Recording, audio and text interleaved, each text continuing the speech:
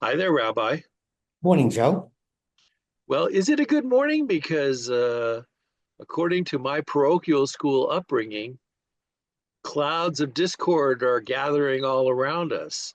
Recently, Pope Francis responded to comments made by the Vice President of the United States regarding Catholic policy, specifically the message of Order Amoris and what it means.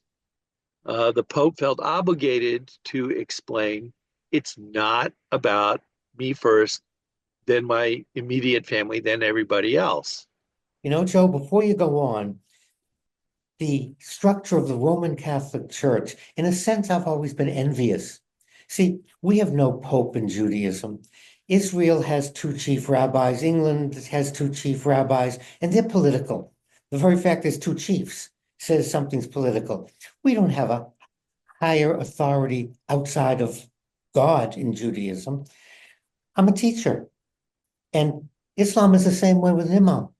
Teacher to read the text and then present it and leave it up to individuals about following, not following, debating, discussion. But the Roman Catholic Church makes it very clear that the Holy Father speaks. Now, there's a difference between speaking out officially on doctrine and pronouncements. However, he's still the Pope and he speaks for the Roman Catholic Church. And that's why I'm fascinated by Roman Catholics who are teaching the Pope what Jesus really meant, or what the Roman Catholic Church actually meant. It's fascinating, Joe. I can't believe that Sister Bernadette, with her yardstick, walking up and down the aisles, isn't turning in her grave or scowling down from heaven, as I think she would prefer to be thought of, at the very thought of anybody disagreeing in any way whatsoever with the Pope. That's something that is driven into us from the very beginning of our religious education in the Catholic Church.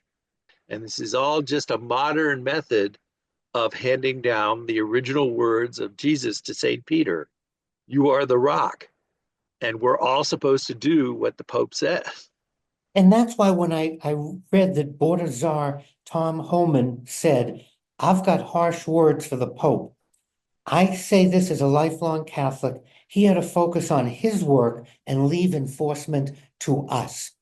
And not just to say that to the Holy Father, but also on what he's talking about. The Pope isn't criticizing the district for getting rid of right turn on red.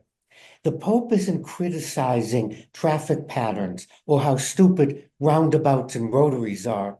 He is directly addressing a teaching of Jesus, and he's directly speaking as the Pope.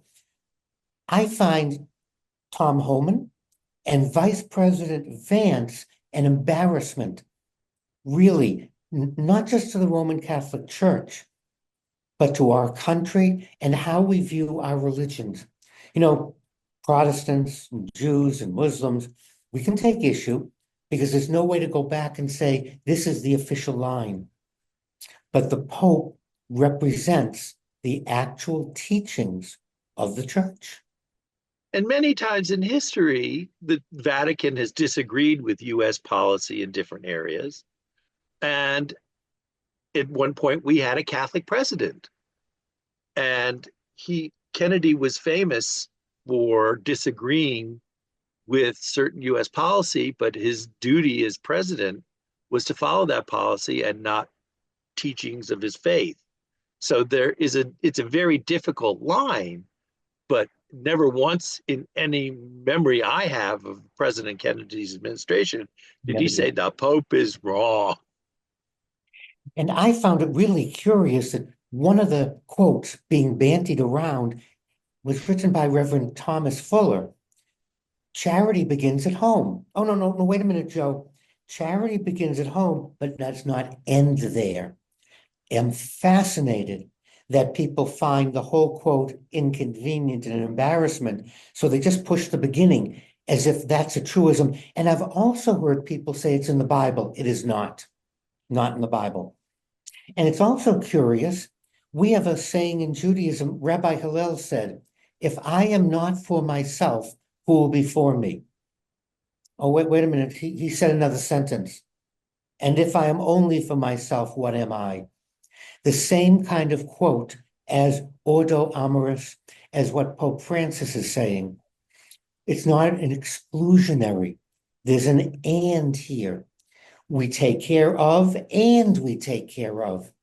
I find it very disconcerting when individuals do that partial quote for the political gain, but this time when they're attacking the Holy Father and they are of his faith.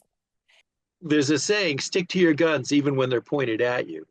If they have true conviction as Catholics, they're not supposed to disagree just because there's a policy that goes against what their commander in chief is telling them to do. They're supposed to debate and redirect and question. And that's what most people of faith do when they're confronted with this paradox. But that's not what's happening here. And I have a quote from another Catholic in the Congress. Pretending that you are not the most biased, woke pope that ever have been, you will never be loved as much as John Paul II. And from another one of our Catholic politicians right here in DC, the Pope ought to stay with his job and we'll stay with ours. That just reinforces what you just said. There you go.